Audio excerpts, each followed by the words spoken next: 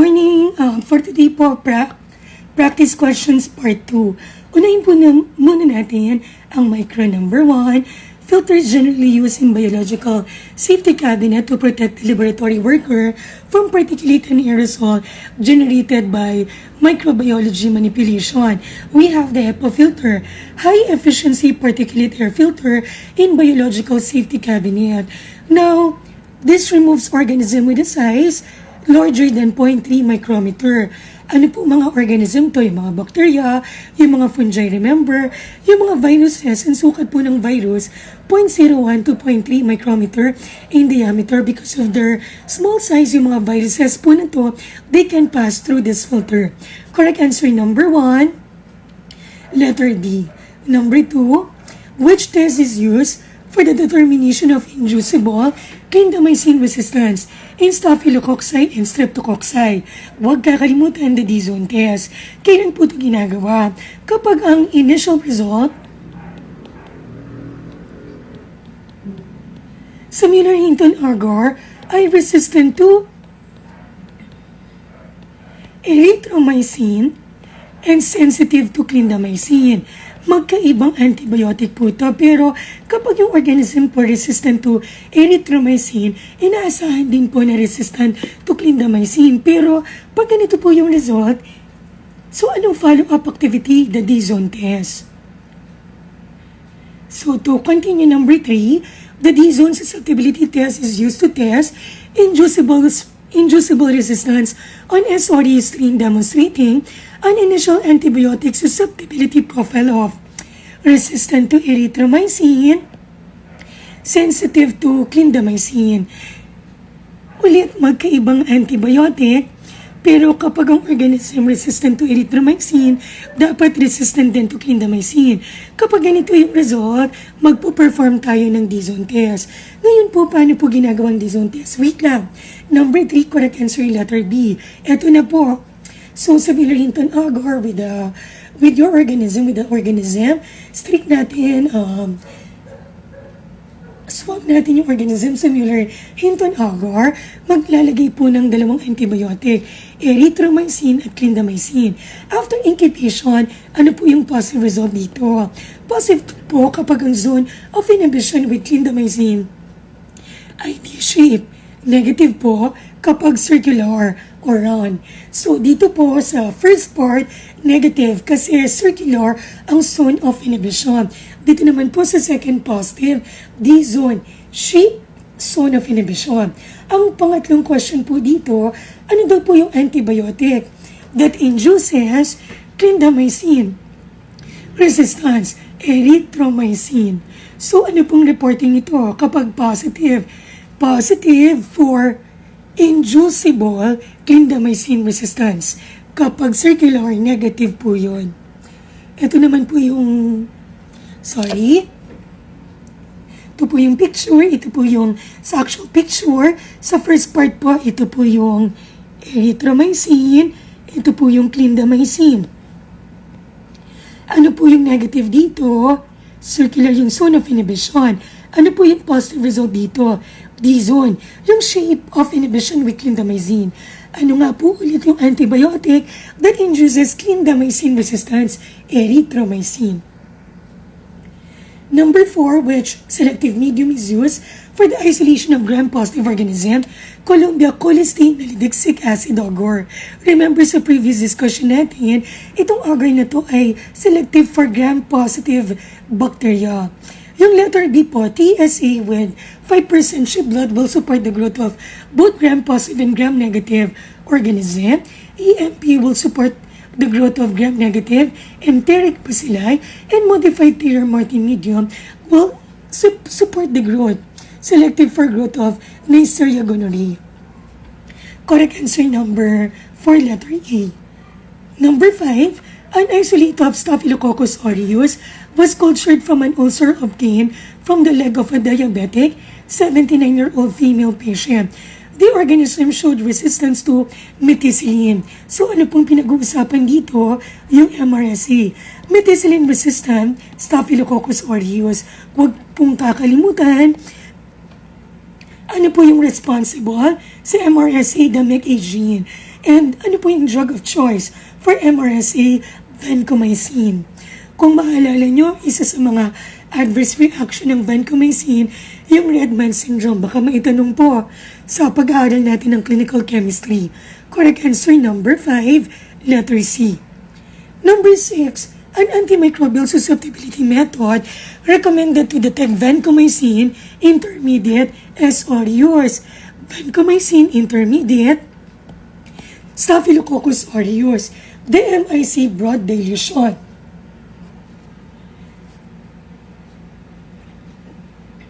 Screen positive isolate that have elevated vancomycin MIC values greater or equal to 8 organism per microgram per ml should be sent to a reference laboratory and the CDC.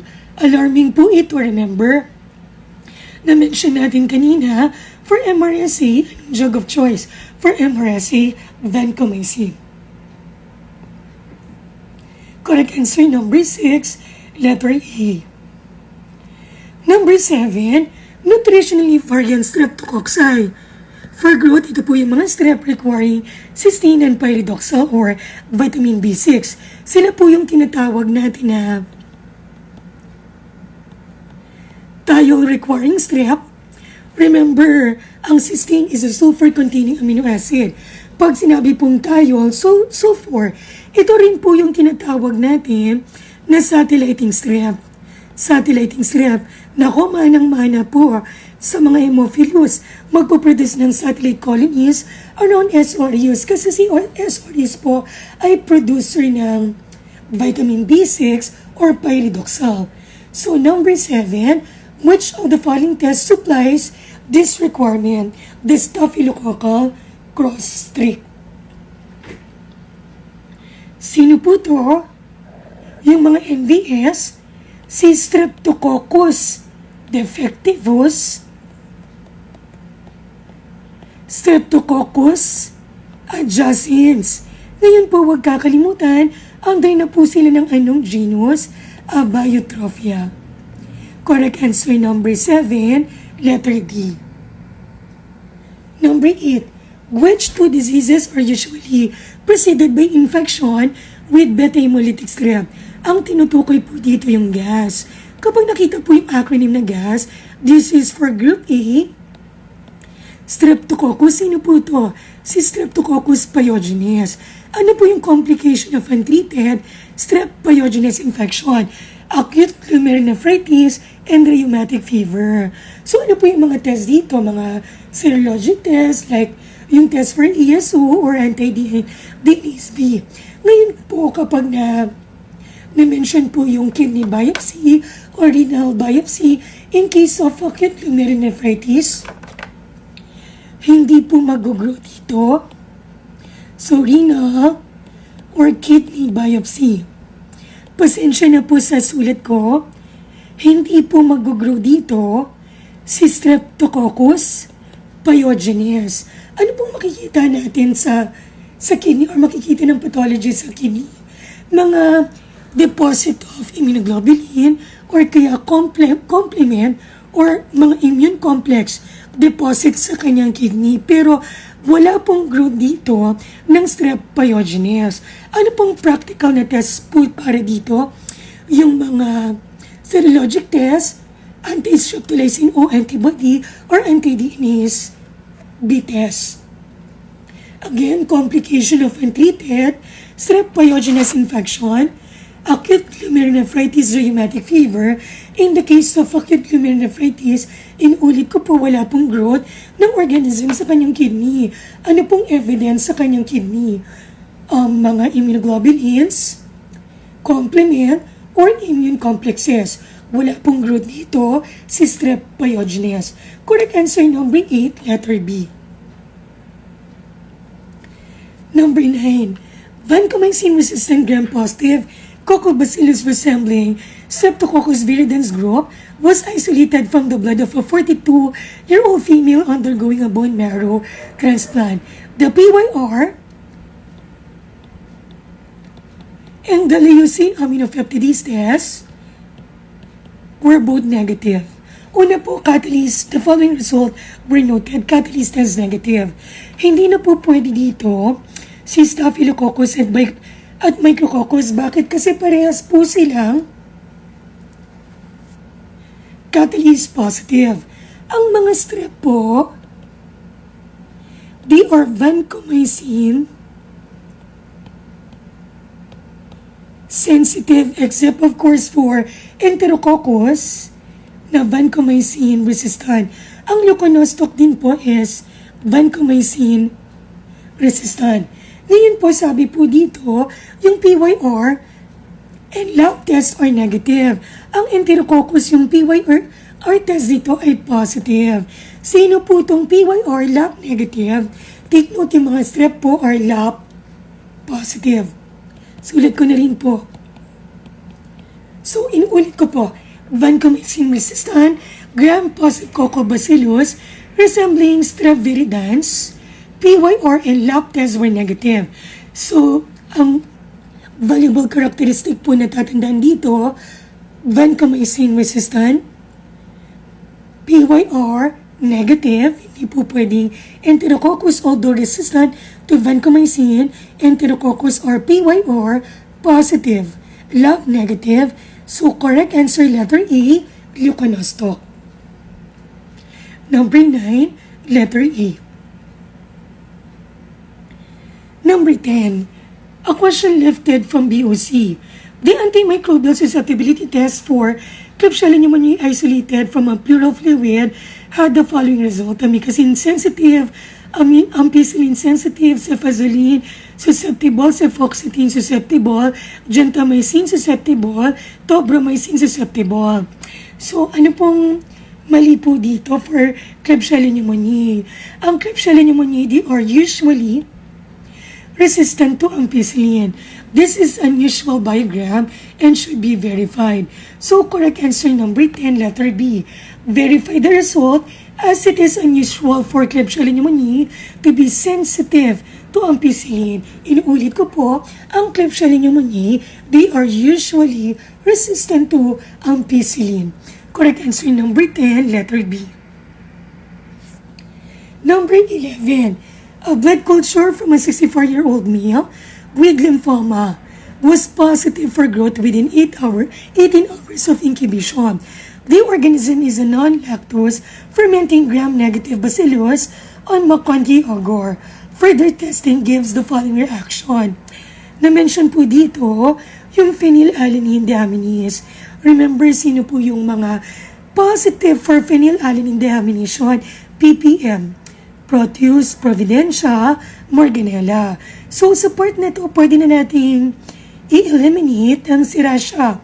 Next, na-mention po dito, negative for H2S production. Hindi na po pwede dito yung Proteus. Kasi di ba po ang Proteus part ng space, no? Or yung mga H2S positive. No, either Providencia or Morganella. Just a review, paano po i-differentiate ang Providencia from Morganella? Ang Providencia po, gas negative, citrate positive, ODC negative, in contrast with Morganella na gas positive, citrate negative, ODC positive. Check po natin, yung TSI po niya negative for gas, citrate positive, and ODC negative. So, ano pong correct answer natin dito? Providencia. Correct answer number 11, letter B. Number 12, which isolate of Enterobacteriaceae family most commonly produce the extended spectrum beta-lactamase? ASBL producing histamine may be resistant to antibiotics like penicillin, cephalosporin, and aztreonam, to which most strain of this organism are sensitive. So usually they are produced by E. coli and Klebsiella pneumoniae. Again, yung mga ESBL producing Enterobacteriaceae are resistant to penicillin, cephalosporin, aztreonam. Huwag pong kakalimutan. Correct answer 12, letter E. Number 13, a characteristic that is helpful in separating Pseudomonas aeruginosa from other members of Pseudomonas. Huwag kakalimutan, yung mga Pseudomonas, they are gram-negative, bacilli, and or oxidase positive. What will help us differentiate Pseudomonas aeruginosa from other Pseudomonad? Plus, huwag kakalimutan, si Pseudomonas aeruginosa, siya lang yung Pseudomonad that exhibit growth at 42 degrees Celsius. Correct answer number 13, letter D. Number 14. The following result were obtained from a pure culture of gram-negative rods recovered from the pulmonary secretion of a 10-year-old cystic fibrosis patient with pneumonia. Huwag pong kakalimutan, halimbawa po ng mga organism associated with causing respiratory infection among patient with cystic fibrosis or Pseudomonas aeruginosa, Burkholderia, or Pseudomonas cepacia. Paano niyo po i-differentiate ang aeruginosa from cepacia? Si Pseudomonas aeruginosa po, oxidase positive, na nag-exhibit ng growth at 42 degrees Celsius. Yung iba pong Pseudomonas ay hindi nag-exhibit ng growth at 42 degrees Celsius. Huwag din po sanang kakalimutan si Stenotrophomonas maltophilia. Pangalan pa lang po si maltophilia po, oxidizer po ng anong sugar maltose. Unlike Pseudomonas, ang maltophilia po, they are oxidase negative and will exhibit lavender green pigment. Ang tanong po dito, oxidase positive, motile, monotrichous, and will exhibit growth at 42. Huwag pong kakalimutan, sino po yung Pseudomonas? Tanging Pseudomonas that exhibit growth at 42 degrees Celsius. Huwag pong kakalimutan si Pseudomonas aeruginosa. Correct answer number 14, letter D.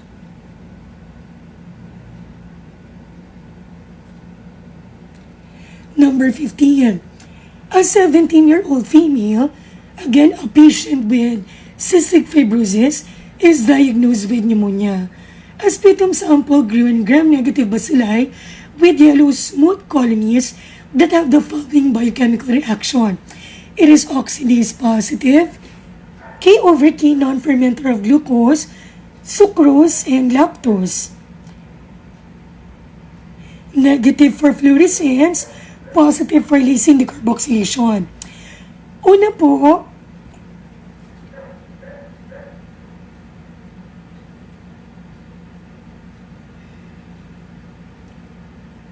nakita po natin na oxidase positive, pero wala pong na-mention ng growth at 42 degrees Celsius. Anyway, walang aeruginosa.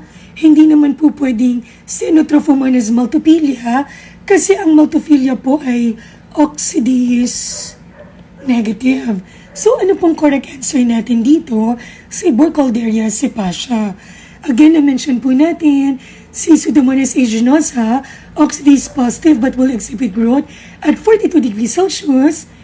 Pseudomonas cepacia or Burkholderia cepacia, oxidase positive but without growth at 42 degrees Celsius. Stenotrophomonas maltophilia, oxidizer of maltose. Ang next Pseudomonad, si maltophilia po, ay oxidase negative and will demonstrate lavender green pigment. Correct answer number 15, letter A. Number 16.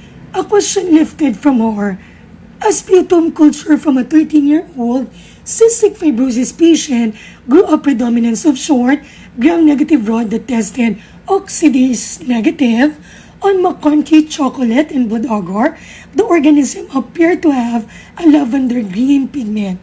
Further testing showed the following: positive for motility, LDC positive, oxidizer of maltose, esculin positive. Kanina pa lang po, first sentence pa lang, oxidase negative.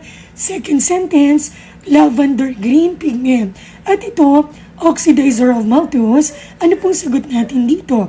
Stenotrophomonas maltophilia. Correct answer number 16, letter A.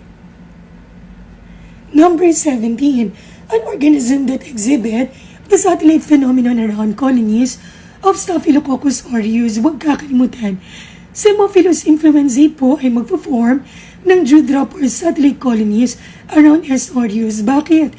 Si S. aureus po ay producer ng V factor or NAD. Correct answer number 17, letter A. Number 18, smooth gray colonies showing no hemolysis are recovered from an infected cat scratch on a blood and chocolate agar but fails to grow on McConkie. The organism are gram-negative, plymorphic rods that are both catalase and oxidase positive and strongly indole positive. Nabasa ko rin po sa bilis na itong organism na to ay pwede mag-exhibit ng bipolar staining para po Yersinia pestis, cat scratch,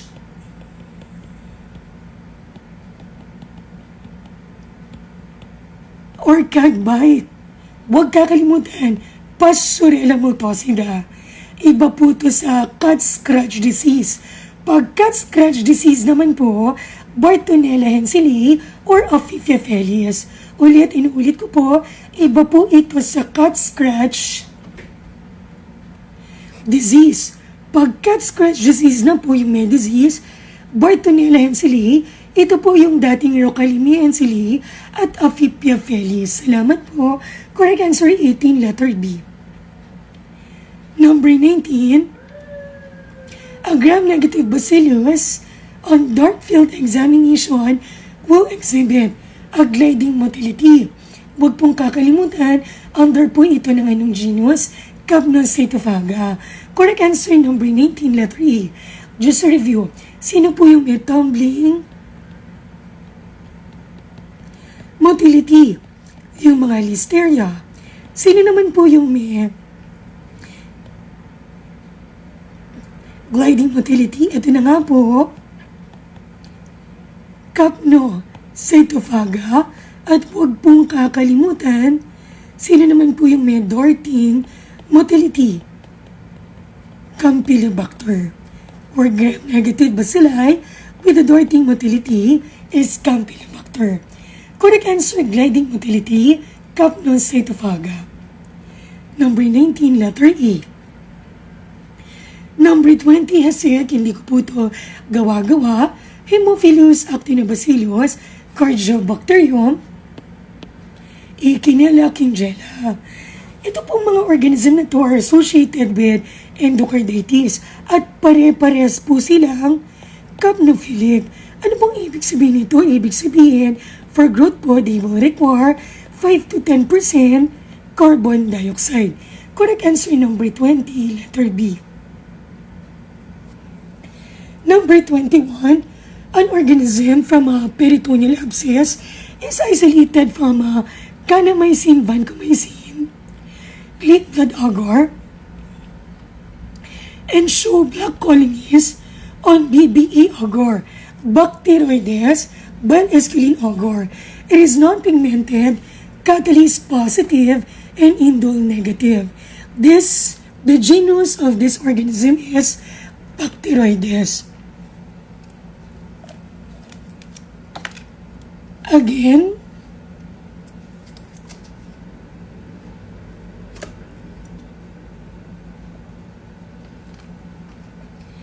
isolated on a kanamycin, vancomycin, leak blood agar, black colonies on BBE, non-pigmented, catalase positive, indole negative, magpifit po sa karakteristik ni Bacteroides.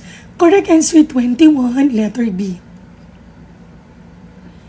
Number 22, a gram-positive spore-forming bacillus growing on a shaped agar anaerobically produces a double zone of beta hemolysis. Explain ko po ito mamaya. Positive for production of lecithinase. What is the presumptive identification? Correct answer, letter C. Clostridium perfringens. Double zone of hemolysis, lecithin is positive, characteristic of Clostridium perfringens. Explain ko po yung double zone of beta hemolysis. Ito na po to. Ito po to. Yung colony po is surrounded by two zones of hemolysis. The inner complete zone of hemolysis, beta zone of hemolysis, due to theta toxin, and an outer incomplete zone of hemolysis due to alpha toxin and lecithinase. Again, yung inner po, complete zone of hemolysis due to theta toxin, and outer incomplete zone of hemolysis due to alpha toxin and lecithinase. Double zone of hemolysis, reverse cam, lecithinase positive, huwag pong kakalimutan, Clostridium perfringens. Number 23, gram-positive, non-spore-forming bacilli, non-motile, resistant to different drugs. For example, penicillin. Hindi po ito pwedeng bacillus kasi yung bacillus spore former at ang bacillus anthracis sensitive to penicillin. Sino pong organism to? Anaerobic gram-positive rod known to cause bacteremia in hospitalized immunocompromised patient is Corynebacterium JKum or JK group. Correct answer B. Alarming because it has developed resistance to most antibiotic. A multi-drug resistant Corynebacterium JKum. But, anong drug given for Corynebacterium JKum? Vancomycin. Corynebacterium JKum is a low virulence organism resistant to multiple antimicrobial. Multi-drug resistant allow it to remain in hospital environment, and it is often cultured from the skin of hospitalized patient. Gram-positive bacilli non-motile, resistant to penicillin, hindi po ito pwedeng Bacillus anthracis kasi Bacillus anthracis spore former sensitive to penicillin. Actually, hindi lang siya resistant to penicillin, resistant to many antibiotic, but sensitive to vancomycin. Corynebacterium JKum.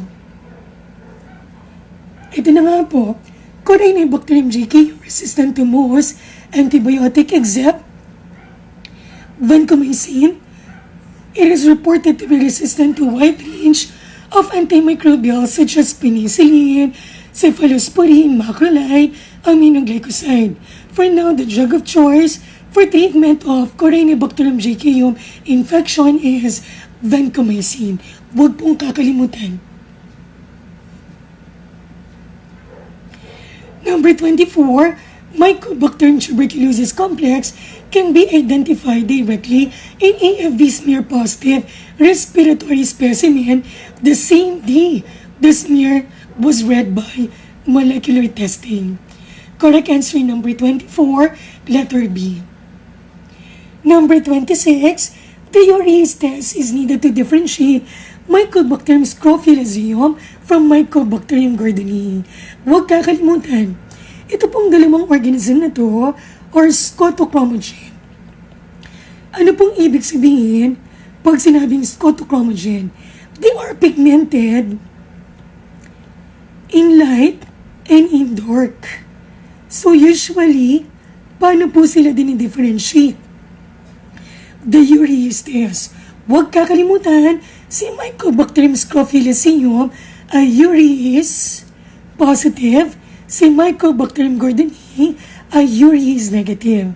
Huwag pong kakalimutan, scotochromogen, in light and in dark, parehas po silang may pigment. Kaya lang po si scrofulaceum, urease positive, si Mycobacterium gordonii, urease negative. Correct answer number 25, letter E. Number 26, a gram stain of a drainage from a pulmonary sinus tract show many WBC and 3+ branching gram-positive bacilli. Colonies grow only on anaerobic media. So gram-positive bacilli, anaerobic organism, after 3 days of incubation, they are yellow tan and have a molar tooth appearance. The most likely genus is Actinomyces. Correct answer number 26, letter A. Number 27, the characteristic colony morphology of Actinomyces on solid agar resembles a molar tooth. Sa site po, nakita natin Actinomyces when grown sa blood agar plate will produce colonies resembling a molar tooth. Yung medusa head, huwag kakalimutan sinong buto. Si Bacillus anthracis, fried egg colonies, yung mga mycoplasma po, mercury droplets, huwag pong kakalimutan si Bordetella pertussis, molar tooth colonies, Actinomyces, medusa head, Bacillus anthracis, fried egg mycoplasma, mercury droplet, Bordetella pertussis. Correct answer number 27, letter B.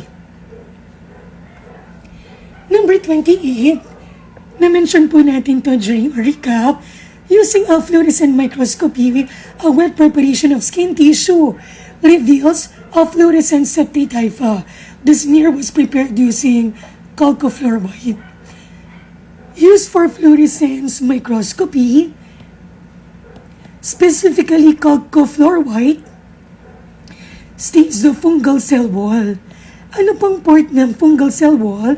Particularly yung caking component. Correct answer 28, letter B.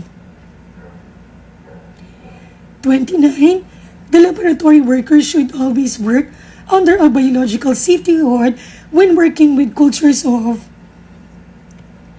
huwag kakalimutan, major biologic threat,